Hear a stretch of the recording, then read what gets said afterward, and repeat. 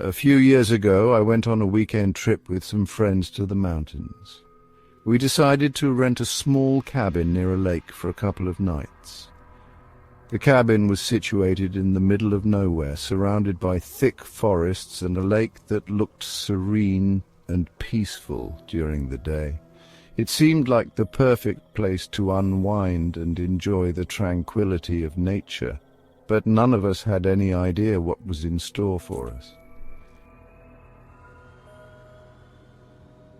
We arrived on a Friday evening just as the sun was beginning to set. The drive to the cabin was long and winding, and as we got closer to our destination, the weather began to change. A dense fog started rolling in from the mountains, and by the time we pulled up to the cabin, the fog had completely enveloped the area. The sight of the fog made the whole place feel eerie, but we laughed it off and shrugged it off as just an ordinary mist. The cabin itself was old and rustic, with wooden walls and a stone fireplace. It had a cozy feel, but there was something unsettling about it. The floorboards creaked with every step, and there was a faint smell of mildew in the air. The place seemed as though it hadn't been used in years, yet everything appeared to be intact. We settled in, unpacked our things, and started a fire in the fireplace to keep warm. After a while, we decided to go outside to take a walk by the lake. As we stepped out into the fog, it felt like the air was thick with something, an indescribable heaviness.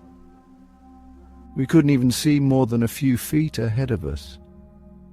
We walked along the shore, trying to make out the lake in the thick mist. It was strange, though, because the lake that looked so peaceful earlier now appeared dark and foreboding. There was an uncanny silence around us, broken only by the occasional sound of our footsteps crunching on the gravel. Suddenly, one of my friends, Sarah, stopped walking. She had a strange look on her face, and her eyes were wide. She whispered, "Did you hear that?" We all stood still, straining to hear, but the silence was overwhelming. Then from somewhere in the distance we heard a faint sound, like someone crying, but very low and soft. It sounded like a child, and it was coming from deeper into the woods. At first we thought it might be an animal, but the cry sounded so human and full of distress that we couldn't ignore it. We debated whether we should investigate, but the idea of walking deeper into the fog and the forest felt wrong. But curiosity got the better of us, and we decided to follow the sound. We walked in the direction of the cries, but the fog grew denser with each step we took.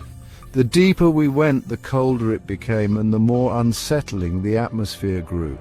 It felt like the trees themselves were closing in on us. Our breaths were visible in the cold air, and the sound of the crying grew louder. Then, just as we were about to give up and turn back, we saw something. A faint figure appeared in the fog, barely visible, standing in the middle of the path. It was a tall figure, wearing what looked like an old tattered coat. We couldn't see their face, but the figure seemed to be facing us. The crying had stopped, but the eerie silence continued. We froze in place. My heart was pounding in my chest, and I could feel the hairs on the back of my neck standing up. The figure remained motionless, as if it was waiting for us. Without saying a word, we started to back away slowly, but just as we turned around to leave, the figure suddenly moved. It moved in a jerky, unnatural way, like it was gliding across the ground rather than walking. That's when we heard the voice. It wasn't a child's cry anymore. It was a deep, guttural laugh that echoed through the trees. The sound made my blood run cold, and we ran, not caring about where we were going, just wanting to escape whatever that thing was. We sprinted back to the cabin, hearts racing, and slammed the door behind us. The laughter continued in the distance, and we could hear something moving outside, circling the cabin. We sat in silence, too terrified to speak. The night seemed to stretch on forever, and no one wanted to go near the windows or open the door. Around midnight, we decided to check the area around the cabin. Armed with flashlights and shaking with fear, we stepped outside cautiously. The fog had lifted slightly, but it was still thick enough to make everything feel distorted. We walked around the cabin, shining our flashlights everywhere, but there was no sign of anyone or anything. Just as we were about to return inside, we heard footsteps, slow, deliberate, and heavy. They came from the woods right behind us.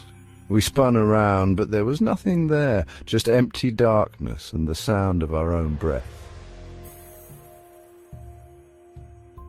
We didn't sleep that night. Every little sound had us on edge, and every time the wind rustled the trees, we jumped. By morning, we were exhausted, but none of us wanted to stay another minute in that cabin. We packed our things and left before the sun had fully risen. As we drove away, I glanced in the rearview mirror one last time. The cabin stood there, nestled in the mist, looking just as abandoned and lifeless as when we arrived. But as we turned the corner and the cabin disappeared from view, I swore I saw a figure standing by the window watching us leave. To this day, I have no explanation for what happened that night. Was it a figment of our imagination, a trick of the fog, or was there something truly sinister lurking in the woods? I don't know, but one thing is certain, I will never go near that cabin again.